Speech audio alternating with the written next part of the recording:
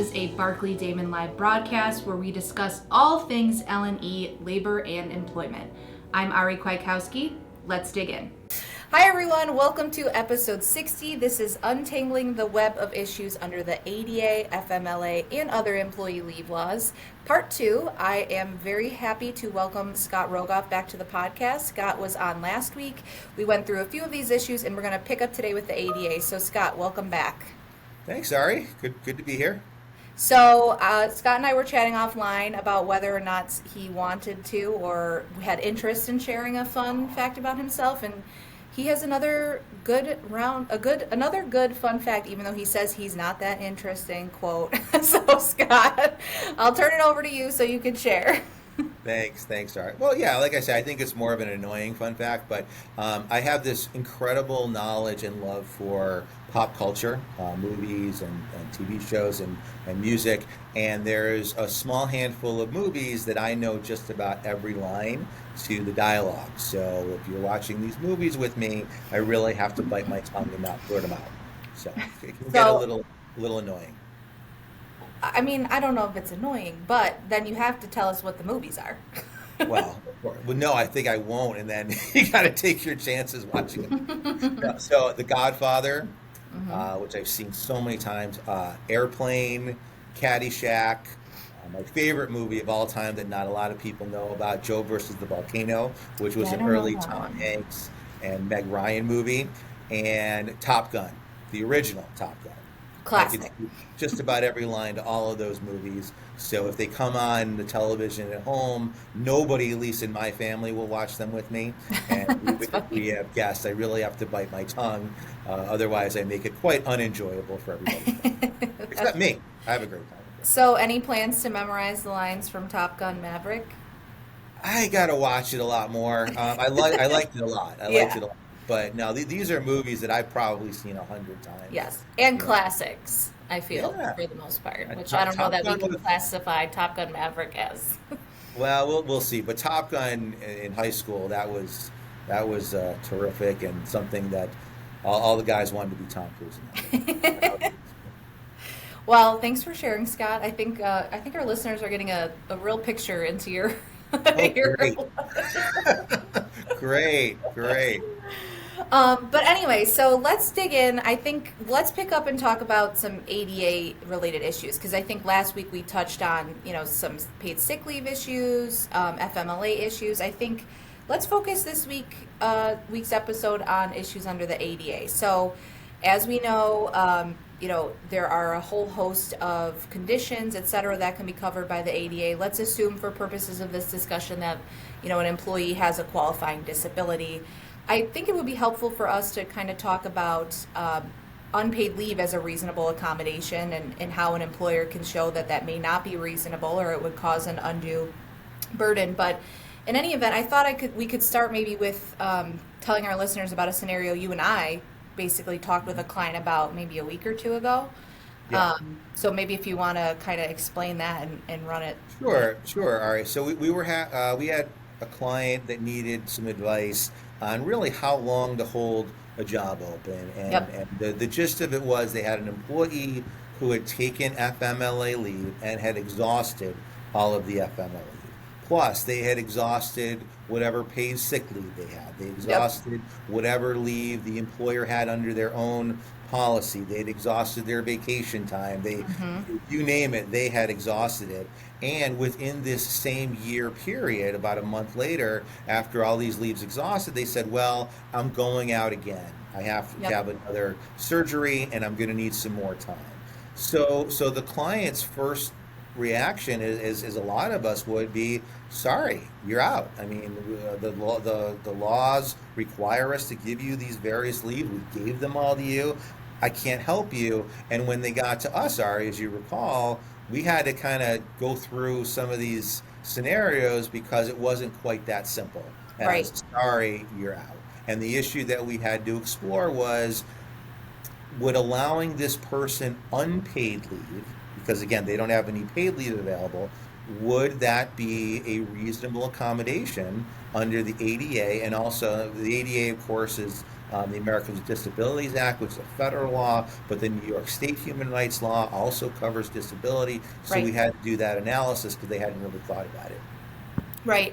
And I think in that scenario, basically the client, as you mentioned, the initial inclination was to meet with the employee and just say, hey, we can't accommodate it. When you are able to work again, please reapply and we'll consider your application. But Scott, can you talk a little bit about some of the things that an employer should look at or will have to prove in the unfortunate event, an employee files a charge or a lawsuit to show that the accommodation isn't reasonable and that it would cause an undue burden on the employer? Sure, and of course, the way the question is posed, Ari, begs the question almost that the employer has their mind made up. So True. before we even get to that point, and as you recall, you and I talked to the client about this, is we don't like to get over technical and legalese in these podcasts, but True. you have to use a term of art, and it's two terms. It's called the interactive process. Yes. And these are buzzwords in what Ari and I and those in our labor employment group do. So the interactive process basically means that when the employer has notice of an employee's disabling condition and the employee asks for a reasonable accommodation, whether it's unpaid time, whether it's a new chair because their back hurts, remember, this all started with the typewriters, right? And the person says, I have carpal tunnel in my hands, but if you get me an ergonomic keyboard, I'll be able to do my job. So Right. that's really the gist of all it. So when the employer has knowledge and becomes aware that there's a need for an accommodation, you have to sit down with the employee, figuratively or literally, and say, okay, I get it. You've asked for an accommodation. Let's talk about it because, A, that might work. So let's say it's something as simple as, I saw out in the hall collecting dust this chair that I think would be great for me, and I Right. think out my back, you might go, okay, fine, right? Whereas, no, I went on online, and this chair is going to be $3,500, and Right. you're a small company, maybe it's not. But it all starts with engaging in an interactive process. I can't stress how critical this is, because even if I'm going to jump to the end, even if you were to get to the end result that there is no accommodation or what the employee is asking doesn't work, if you don't have documentary records showing that you had a sit down with the employee to talk about these things, you're going to lose. Right. Because you can't show you engage in the interactive process. And also, the employee has to engage in the interactive Correct. process. So I'm sure Ari will get to this in a minute or two, but we've had cases where the employee says, this is the accommodation I need, and I'm not discussing it. That's it. And the employer has all these wonderful ideas, and the employee goes, nope, nope, nope, nope, we're not doing that, not doing that. Well, guess what? The employee has failed to engage in the interactive process, and Right. we've been successful in those situations, arguing it's a two-way street. So if the employee says no, no, no, and doesn't listen, you're going to have a defense to that too. Yep. And that actually came up for me with a client maybe about a month or so ago, where an employee was just like, this is the only thing that I want. Period. And Right. It's like, all right, well, it's a two-way street, right? The interactive Yeah. process, it requires participation on both sides. Absolutely. So so now let's say you go through that process, okay, and we'll go back to the scenario, Ari, that you and I had. Yep. So there really wasn't an alternative other than unpaid leave because this person was going to have an operation. They were going Right. to have a fairly lengthy recovery, so we couldn't even think of work from home because this person was going to be so drugged up on pain medications. There really wasn't anything they could do. So we did engage in the interactive process and came to the conclusion that there really isn't anything else that we could offer, right? So now the employer says to us, well, my goodness, how long do I have to keep this open? This is a pretty important position with our company, and yeah, I can give some unpaid leave for a little while, but I certainly can't do it long term. So Right. now we get into, is it an undue burden on the employer to grant this particular accommodation? And you and I remember, Ari, we grilled this client, and they weren't Yes. ready for This it. was like bad cop, bad cop. Exactly. And again, I started by saying, I don't know your industry the way you know it, but let me Mhm. ask the question, what's the big deal?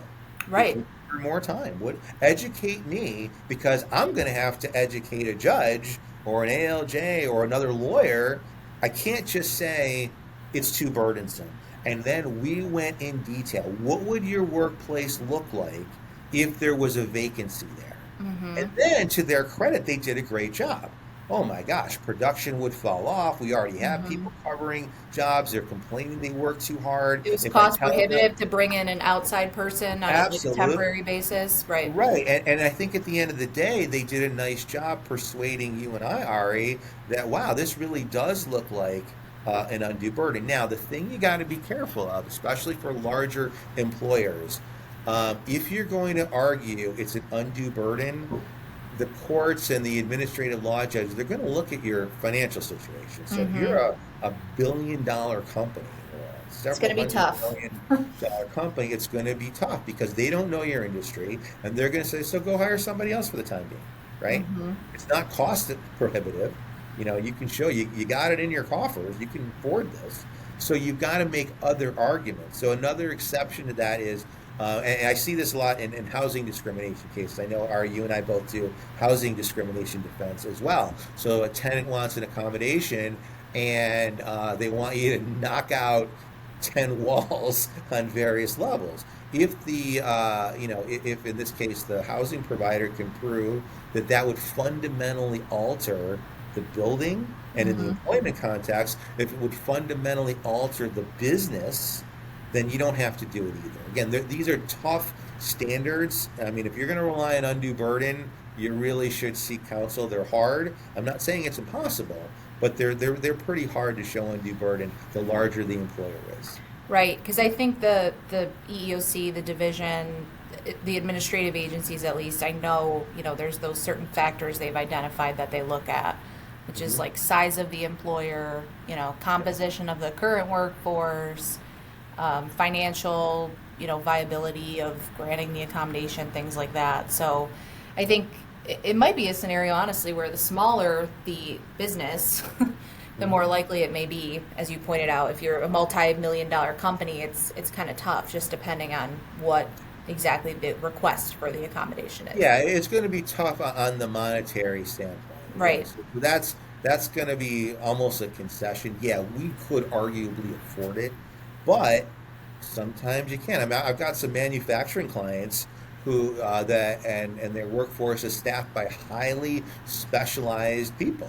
Right. Whether it's quality assurance or whether Yep. it's skilled trades, whatever it is. It's not like you can just grab somebody off the street for the Sure. unforeseeable future. I mean, and we've been successful in the past arguing. No, I know it seems like, oh, what's the big deal? It's one person, but this person is so key to our organization. We can't be without them for that long. And by the time we train somebody to come in here, Exactly. Right. they'll be back. So Right. these are things that you really want to have a heart to heart and be prepared for tough questions because especially from your attorneys. Uh, Right. we're the ones that have to defend this, so we need to know ourselves whether we think it's going to fly. Right. Yep. And I've had this issue come up a bunch. Just, clients understandably terminating people because they have requested additional leaves when the other forms of leave have been exhausted. And, you kind of have to show that when that person was out, how the work was divvied up, right? I had a client who, they're in the healthcare space and they're always shorthanded. So they always have a job posting up, right? So when that person went out, they basically were already hiring. They're always hiring. They're always short staffed. So it's tough in that type of scenario to show that it was an undue burden because sometimes that work is going to new hires depending on the industry. Yeah, yeah. And I would suggest to employers, press a little bit when you see a doctor's note that says, Johnny's under my care and he's out of work for 6 weeks. Okay? this ain't gym class, right? I'm not going swimming today because my hair looks good and I don't want to get wet, right? This ain't high school. So that goes back to the interactive process. Mm-hmm. It's perfectly permissible in that scenario to go back to Johnny and or the doctor and say, okay, look, I'm not prying. I don't want to know what the disability is. I don't need to know anything. Because remember, we can't ask general health related questions. But we can ask questions about your ability, the employee's ability to do their job. So I've often counseled employers to take those notes and go, okay, I got it. Can you tell me why you can't do anything for 6 weeks? Mm-hmm. Anything. Mm-hmm. I mean, could you do nothing for 1 week during recovery, and then maybe we ease you back? You work part-time, or you work from home, or we find projects you can do at your leisure. Mm-hmm. Remember, interactive process, right?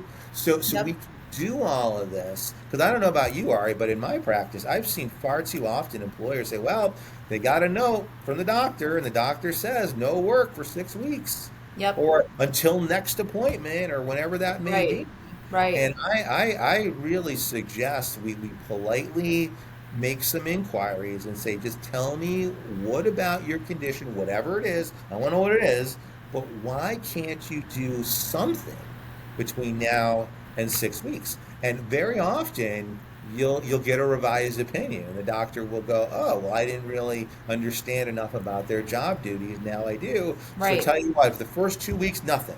After that, yeah, light duty sounds good. Light duty, right? Remote work, whatever. Exactly. Yeah. The So don't be afraid to push back a little bit if you get those kind of doctor's notes. Yeah, I think that's a great point to make, because I think too, understandably, some employers are a little bit hesitant to push back. Like, oh, I can't ask about the medical condition. The doctor's note is like the steel curtain. Well, right, exactly. Can't touch the doctor's note. Not true. Not true. You can ask follow-up questions. Right. Certainly. So, Scott, I think this was a great summary of, what an employer should really do when an employee requests leave, or they've exhausted leave, they're requesting additional leave under the statutes we've discussed. And, I think this would be very helpful for a number of our listeners, clients. Before we break for the day, any, as I said last episode, last words of wisdom or anything maybe we didn't cover? No, again, other than what you just summed up, Ari, I mean, you got to take these things on a case-by-case basis, and you may not be happy, and do employees from time to time take advantage? You betcha, no doubt about it. But we want to, as an employer, you want to be careful before you deny a request outright. You want to be careful before you make disciplinary actions. Yes. Oh, maybe we should mention this really quickly, which was Governor Hochul's executive order. Remember, which now says employers who had a point system for absences. The no-fault policy. Right, those are highly under scrutiny. So employers watching this podcast, if you have a policy that says if you are absent X times within a certain time period, this is the progressive discipline. Those are not legal anymore, because arguably they could have an excused absence. So you could say something like employees who have unexcused absences. That's okay, but you want to check your policy. So really, your point was so well taken, Ari. When you become aware of the need for absences, or someone has already taken one, before you have a knee-jerk reaction to it, talk to someone who specializes in this. Talk to your counsel, because there's a lot of pitfalls. And you want to make sure that you don't do the wrong thing. Absolutely. Well, hopefully we've addressed those pitfalls and untangled the web of issues that come up under employee leave laws. So thanks again, Scott. Really appreciate you being here. My pleasure. I got to go watch some more movies. Yes, Top Gun Maverick. And to our listeners, our next episode, we're going to talk about artificial intelligence in the hiring process. I think it'll be really interesting. The EEOC has issued some updated guidance on it, so tune in. You definitely won't want to miss it. Thanks, Scott. Thanks. Take care. The Labor and Employment Podcast is available on barclaydamon.com, YouTube, and all your favorite podcast streaming platforms. Like, follow, share, and continue to listen. Thanks.